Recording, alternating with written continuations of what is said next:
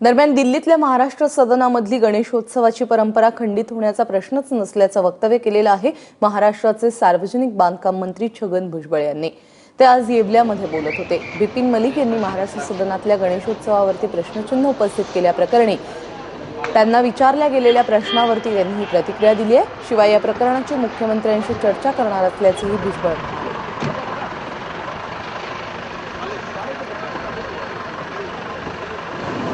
महाराष्ट्र सदनामध्ये गेली अनेक वर्ष जो आहे गणेशोत्सव साजरा होतो आहे। अनेक गणेशोत्सवाच्या कार्यक्रमाला मी स्वतः हजेरी लावलेली आहे। जुन्या महाराष्ट्र सदनामध्ये हा कार्यक्रम साजरा होत होता। एवढंच नाही तर अनेक वर्ष ह्या गणेशोत्सवांना आर्थिक सहाय्य देण्याचं काम सुद्धा वेगवेगळ्या माध्यमातून आम्ही केलेलं आहे। आणि ज्या ठिकाणी महाराष्ट्रातलीच नाही तर इतर लोक सुद्धा या कार्यक्रमासाठी एकत्र येतात, या कार्यक्रमामध्ये खंड पडण्याचं काही कारण आहे असं मला अजिबात वाटत नाही।